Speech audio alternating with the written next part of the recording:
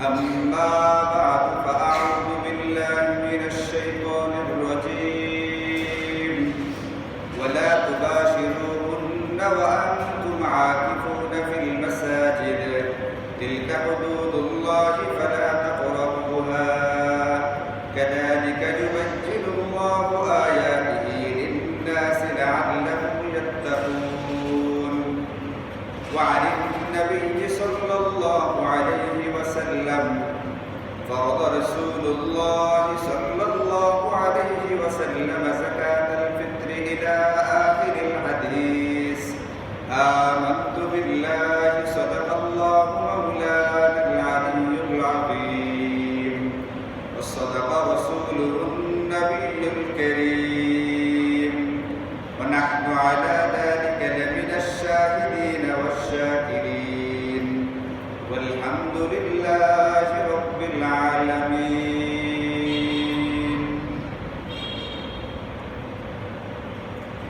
আমরা ইতিমধ্যে বিভিন্ন আলোচনার মাধ্যমে জানতে পেরেছি যে রমজান মাসটা মূলত আমলের মাস, ইবাদত বন্দেগীর জন্য আল্লাহ তাআলা রমজান মাসটাকে দিয়েছে, আমাদের সিজন নেই। এই জন্য আমাদেরকে রমজানে বিশেষ করে কোন কোন আমলগুলোর কথা বলা আছে সেইগুলো তালাশ করতে হয়, সেইগুলো দেখতে হয় এবং সামর্থ্য অনুসারে সেইগুলোর উপরে যতটুকু পারা যায় আমল করার চেষ্টা করতে হয়। একজন মুমিন একজন মুসলমান এটাই চাইবে, একজন মুমিন আর মুসলমানের কামনা এটাই হবে যে এই রমজানে মাহে রমজানের ভিতরে আল্লাহ রাসূলের পক্ষ থেকে আমাদেরকে আমল হিসাবে কোনগুলো দেওয়া আছে ওইগুলো তালাশ করা এবং কোনো কোনো হাদিসের ভিতরে কোনো কোনো আমলের বেলায় নবীজি তালাশ শব্দটাই ব্যবহার করেছে। যেমন তাহাররাউ লাইলাতুল কদর, শবে কদরকে তোমরা তালাশ করো, অনুসন্ধান করো। তালাশ শব্দটার কথাই আছে এখানে, খুঁজে খুঁজে বের করতে হবে আমাদেরকে কোন কোন আমলগুলো দেওয়া আছে এবং সেই আমলগুলোর ব্যাপারে আমাদেরকে যথেষ্ট পরিমাণে যত্নবান হওয়া। এখন মাহে রমজানের সাথে সম্পর্কিত বিশেষ একটা আমল, যে আমলটা একটা আরো দু একটা আমলকে টেনে আনে, যে আমলটার উপরে কাজ করলে এই আমলটা অন্য দু একটা আমল আমাকে কুদরতিভাবে করায় ফেলে, অটোমেটিক্যালি আমার দ্বারা করা হয়ে যায়। এমন গুরুত্বপূর্ণ একটা আমলের ব্যাপারে হাদিস শরীফের ভিতরে আছে। সাহাবায়ে কেরাম বর্ণনা করেন, একবার নবীজি সাল্লাল্লাহু আলাইহি ওয়াসাল্লাম রমজানের প্রথম 10 দিন মসজিদে ইতিকাফ করলেন। এরপরে যেগুলো কারণে হোক নবীজির মাকসাদ সাধিত হয়নি, তিনি আবার পরবর্তী দ্বিতীয় 10 দিন আবার ইতিকাফ করলেন। দ্বিতীয় 10 দিন ইতিকাফ করার পরে বললেন সাহাবীদেরকে, আমি যে জন্য ইতিকাফে বসেছিলাম সেটা হচ্ছে শবে কদরকে তালাশ করা।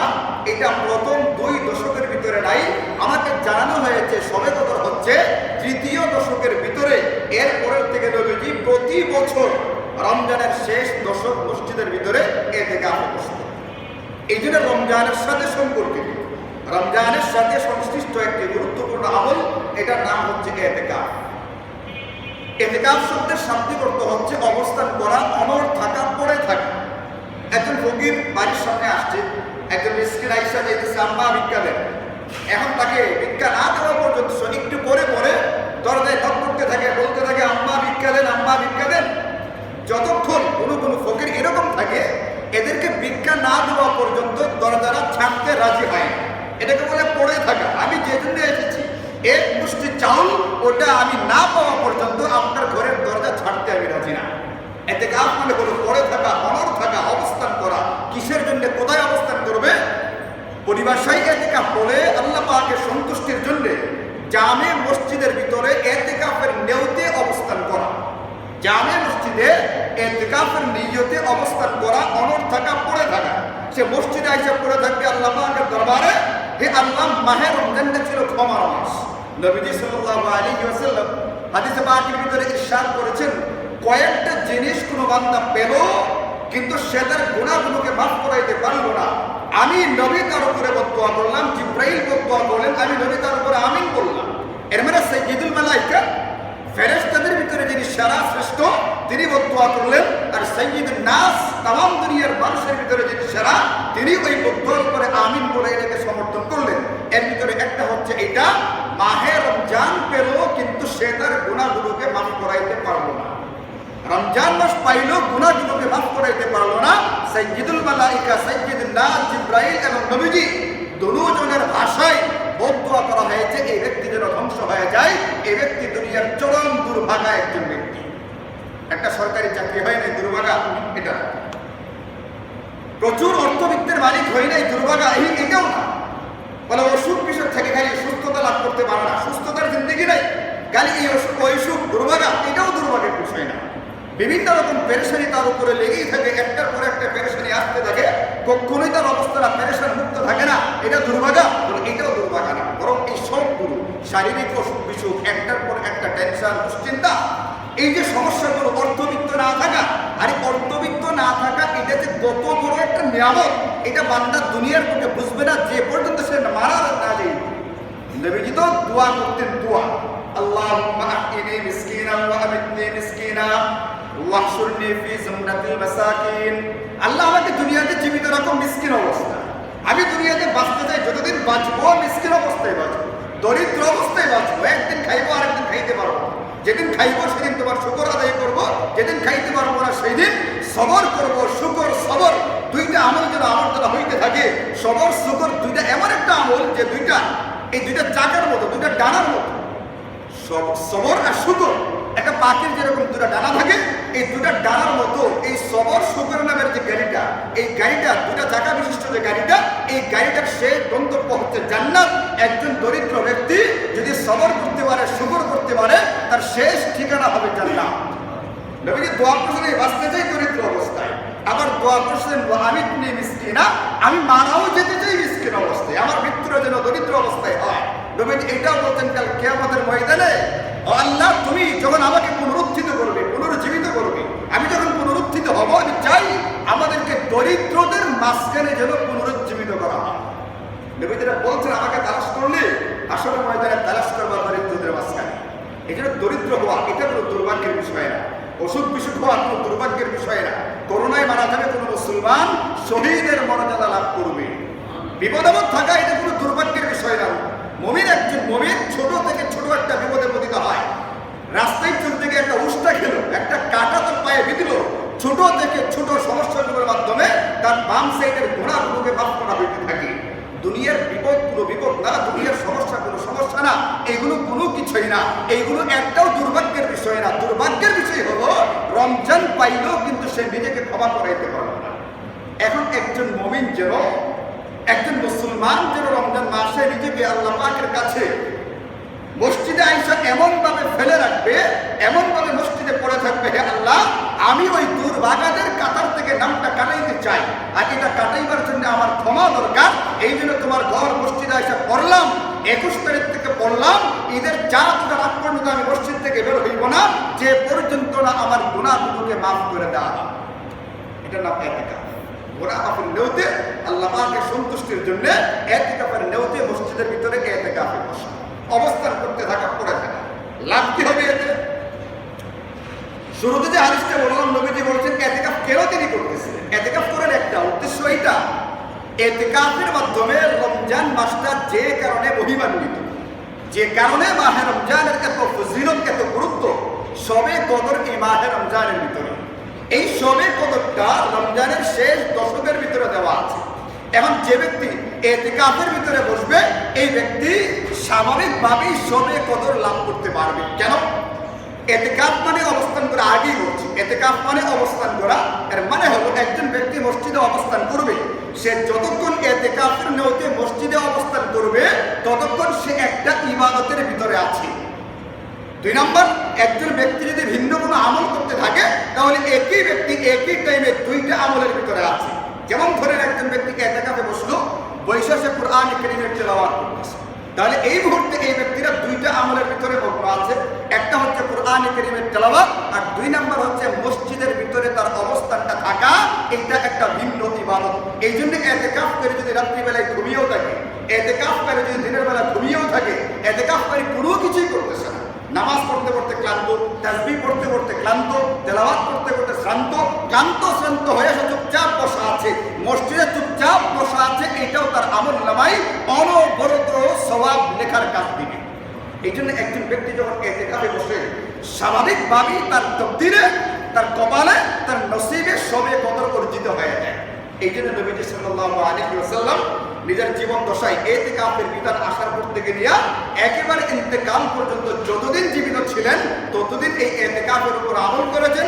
এমনকি যারা উম্মাহাতুল মুমিনিন আমাদের আম্মাজান যারা ছিলেন তারাও নবীজির ইন্তেকালের পরে ইতিকাফ করতেন। এই জন্য আমাদের যাদের দ্বারা সম্ভব হয় ইতিকাফের নিয়ত করা লাগবে। নবীজি সাল্লাল্লাহু আলাইহি ওয়াসাল্লাম হাদিসে পাকের ভিতরে ইরশাদ করেছেন, বুখারী শরীফের হাদিস। এই হাদিসটার ভিতরে আছে, তিনি বলেন আফসোস করেন, নিয়ামাতানি মাকবুলুন ফীহিমা কাসীরুম মিনান নাসি আস-সিহহাত ওয়াল ফারাগ।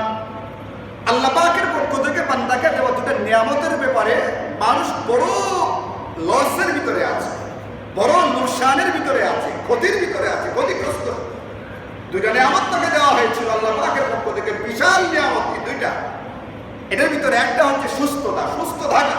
আমাদের সমাজে বহু মানুষ এরকম থাকবে, আপনি দেখবেন যারা সুস্থ অবস্থায় মসজিদে নামাজ পড়তে আসতো না, অসুস্থ হওয়ার পরে আফসোস করে হারে যদি মসজিদে গিয়ে নামাজটা পড়তে পারতাম। বহু মানুষ এরকম আছে যারা কোরআনে কারীম যখন শিখতে পারতো শিখে নাই, এখন আফসোস করে হুজুর ওই সময় কোরআনে কারীমের তেলাওয়াত শিখি নাই, এখন আর শিখার বয়সটাই মনে থাকে না, উচ্চারণ করতে পারি না।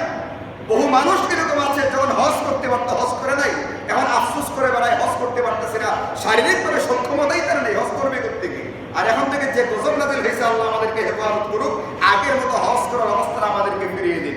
বহু মানুষ এরকম হবে যারা হজের জন্য টাকা পর্যন্ত জমা দিয়ে দিয়েছে, রেজিস্ট্রেশন করা হয়ে গেছে, এরপরও তার তাকদীরে হয়তো হজ নসিব হবে না। গত বছর হয়নি, এই বছর হবে কিনা এখনো ঠিক নেই, আর সামনে কখন যে পরিবেশটা স্বাভাবিক হবে ওটার কোনো ঠিক ঠিকানা নেই। একসময় হজ করতে পারতো, হজ করা নাই, করবো করতে করতে এখন তার দিলের ভিতরে প্রবল আগ্রহ জেগেছে হজ করবার, উমরা করবার, কিন্তু সেই সুযোগ এখন আর তার নাই। এরকম বহু আমল যখন করার সুযোগ থাকে, নবীজি বলছিলেন কোনো আমলকে কখনোই তুচ্ছ তাচ্ছিল্যের সঙ্গে দেখবে না, ছোট নজরে দেখবে না। তাহলে হজ করা হচ্ছে বড় আমল, আমি কখনোই ছোট করে দেখি নাই। হজ করা বড় আমল, আমি কখনোই ছোট করে দেখিনি, বড় করেই দেখছি। কিন্তু আপনি হজটাকে বড় করে দেখলেও এই বছর হজটা করতে ফেলতে হবে, এইটাকে আপনি ছোট করে দেখছেন। হজটাকে বড় করে দেখছেন, কিন্তু হজটা এই বছরই করে ফেলা উচিত। এই বছর করাটাকে আপনি ছোট করে দেখছিলেন।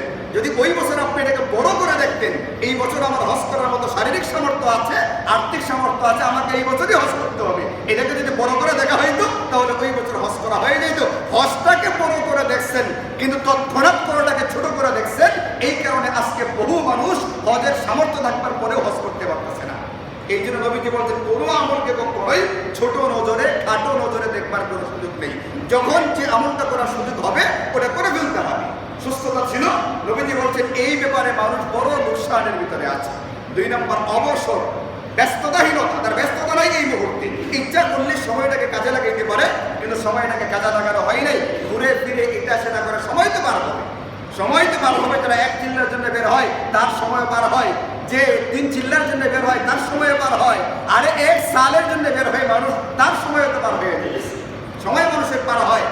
এরকমও শুনছিলাম মানুষকে 3 বছরের জন্য বের হওয়া শুরু করছে, এখন আছে কিনা জানি না, এখন তো অবস্থা এমনি খারাপ।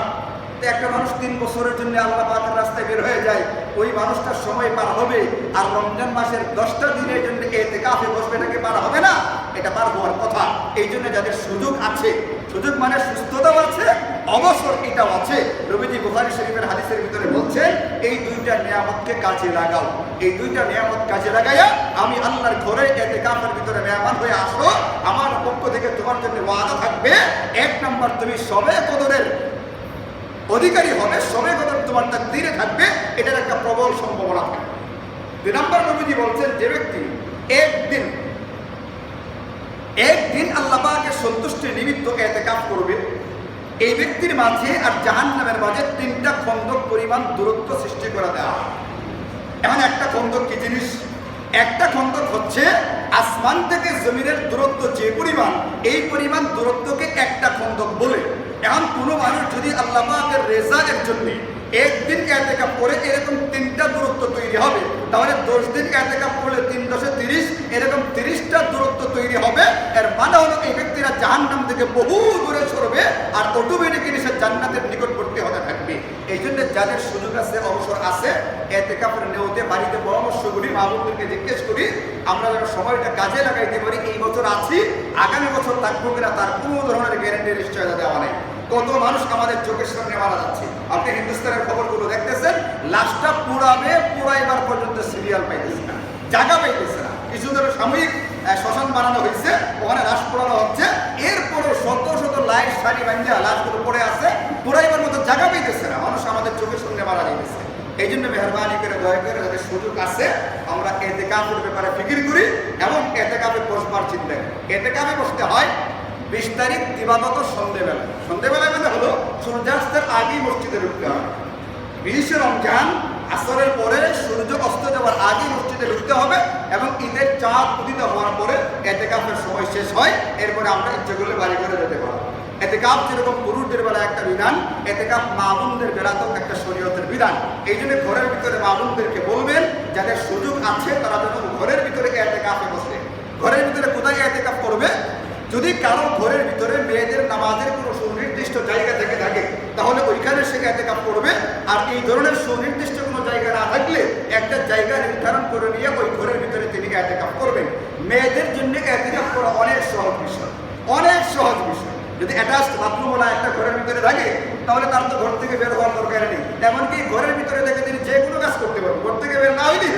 এই জন্য মা বোনদেরকে উৎসাহিত করি, তাদেরকে বলবার চেষ্টা করি যাদের সুযোগ আছে, সময় আছে, তারা যেন ইতিকাফের ভিতরে বসেন। আল্লাহ তাআলা আমাদের মধ্যে থেকে এই মসজিদের ভিতরে অন্তত ইতিকাফ করার জন্য 2-4 জন সাথীকে তৈরি করে নিন। ইতিকাফ যদি কেউ না করে তাহলে কিন্তু কোরআন বলবাসী গুনাহ করে। আল্লাহ আমাদেরকে হেফাজত করুন। এটা সুন্নতে মুআক্কাদা কিফায়া।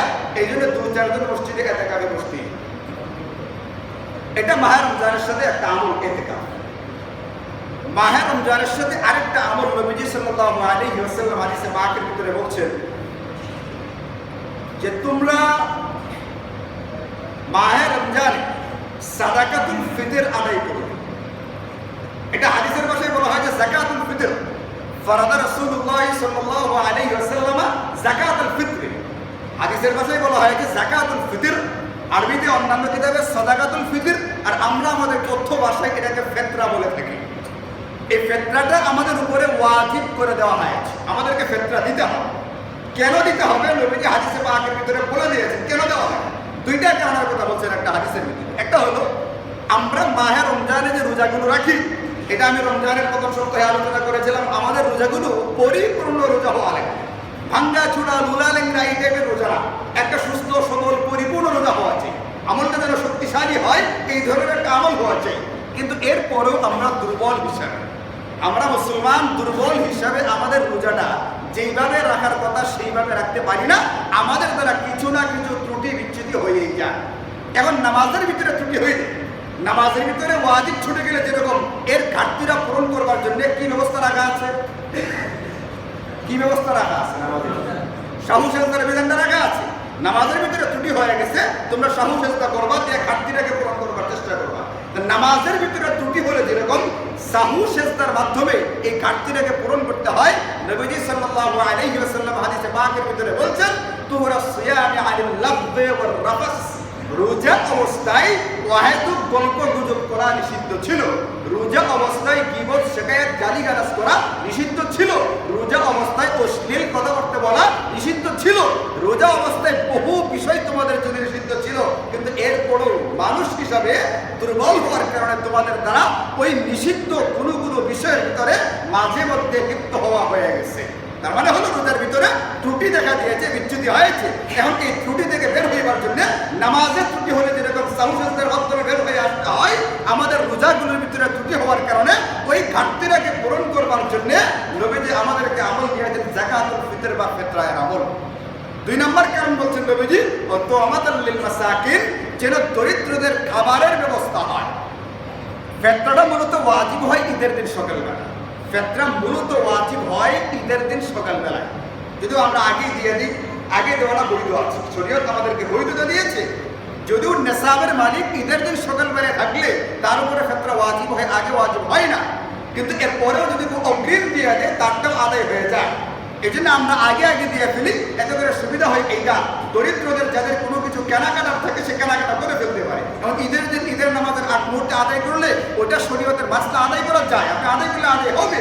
কিন্তু দরিদ্র ওই মুহূর্তে কোনো কিছু কেনাকাটার থাকলে তার কেনাকাটাটা করতে হবে, কারণ সেও তো ঈদের নামাজে যাবে।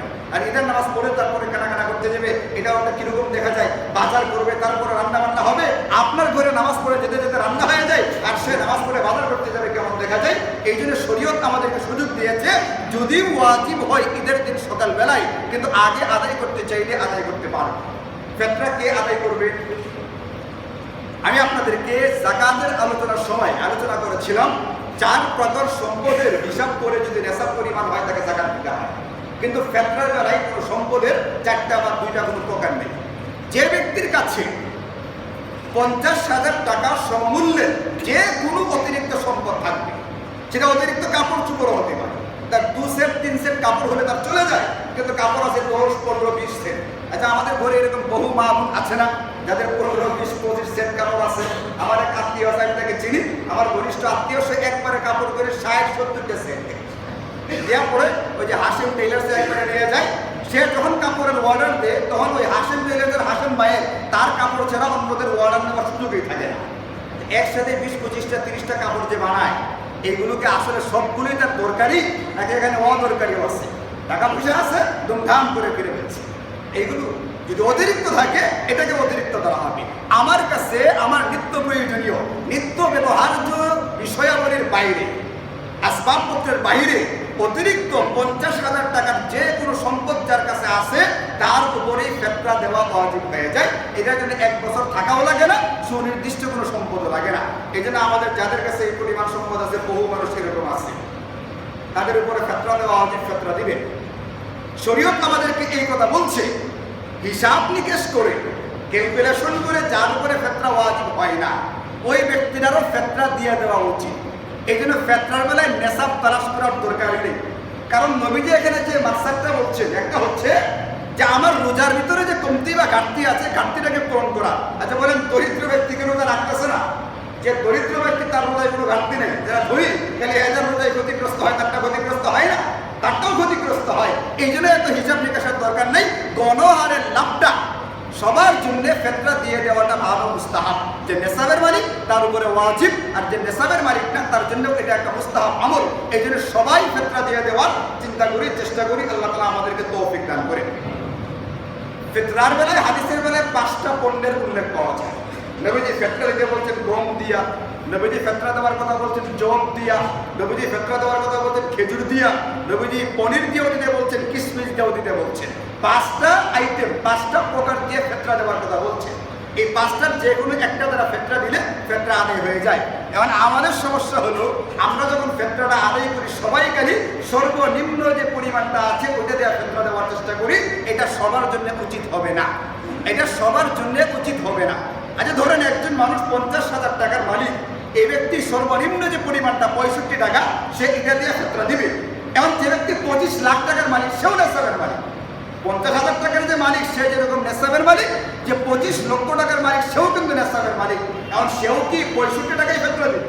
এটা কিরকম হলো? তাহলে পরবর্তী ধাপগুলো কাদের জন্য? এখন যে ব্যক্তি 25 লাখ না 50 লক্ষ টাকার মালিক, সেও কি 65 টাকায় দিবে? তাহলে পরের ধাপগুলো কাদের জন্য? যে কোটি টাকার মালিক, কয়েক কোটি টাকার মালিক, কয়েকশো কোটি টাকার মালিক, 1000 কোটি টাকার মালিক। 1000 কোটি যেগুলো আছে বেশিরভাগ অবৈধ, এগুলো দরকার নেই। অবৈধ টাকার উপরে কোনো ফিতরা যাকাত এগুলো আসে। বৈধ টাকার হিসাবে, বৈধ টাকার হিসাবে যাদের কাছে বৈধ পরিমাণ নেশাবের মালিক থাকে কম বেশ, তারা ফিতরা দেওয়ার বেলায় একই ধাপের উপরে 65 টাকার উপরে বসে থাকলে হবে না, একটু আগে বাড়তে হবে। এই জন্য আল্লাহ তাআলা যাকে একটু সামর্থ্য বেশি দিয়েছেন তিনি জবের হিসাবে চলে যান। 280 টাকা প্রতিজন, 280 টাকা প্রতিজন ফিতরা দিবেন, প্রতিজনের হিসাবে। যার সামর্থ্য আরেকটু বেশি, তিনি আরেকটু আগে বাড়েন, তিনি চলে যান কিশমিশের হিসাবে, তিনি দিবেন 1310 টাকা। যার সামর্থ্য আরেকটু বেশি, আরেকটু আগে বাড়েন, তিনি দিবেন খেজুরের হিসাবে 1650 টাকা। যার সামর্থ্য আরও বেশি তিনি দিবেন পনিরের হিসাবে, তার উপরে আসবে হচ্ছে গিয়ে আপনার 2310 টাকা। জন প্রতি 2310 টাকা হারে ফিতরা আসবে। এইভাবে আমরা ধাপগুলো যেগুলো কয়েকটা আছে, এবং আমাদের ভিতরে ধনী গরিবের যে ব্যবধান, ধনীদের ভিতরেও কিন্তু স্তরভেদ আছে, সবাই এক সমান জানেন না, তারাও যেন ওটা হিসাব করে এরপরে ফিতরাটা দেওয়ার চেষ্টা করি। আল্লাহ তাআলা আমাদের সকলকে মিলে হলেও 5 জোড়া ধাপের উপরে যেন আমল করতে পারি তৌফিক দান করে। এখন আপনি হিসাব নিকাশ করে দেখেন যে আপনি কোন ধাপে আছেন, কোনটা দিলে আপনাদের নেওয়া আসে। ফেতরা কাকে দিবেন? জাকাত যাকে দেওয়া যায় ফেতরা তাকে দেওয়া যায়, জাকাত যাকে দেওয়া যায় ফেতরা তাকেই দেওয়া যায়। আমি আগেও বলেছি বিভিন্ন সময়, প্রত্যেকেই নিজের স্বজনদের ভিতরে দেখবেন কেউ আছে কিনা, মাদ্রাসার দরিদ্র ছাত্র ছাত্রী রেল্লা বোর্ডিংয়ের খাত আছে দেখবেন, নিজের পাড়া প্রতিবেশী যারা একেবারে কাছাকাছি দরিদ্র আছে আমার জানাশোনার ভিতরে, এদেরকে দেখবেন। এরপরে 4 নম্বরে অন্যান্য অপরিচিত দূরের যারা থাকে এদেরকে দেখবেন। এইভাবে আমরা যাকাতুল ফিতর বা ফেতরাটাকে আদায় করবার চেষ্টা করব। আল্লাহ তাআলা আমাদের সকলকে ইতিকাফ এবং ফিতরার এই বিধানগুলোর উপরে আমল করবার তৌফিক দান করুন। ওয়া আখিরু দাওয়ানা আলহামদুলিল্লাহি রাব্বিল আলামিন।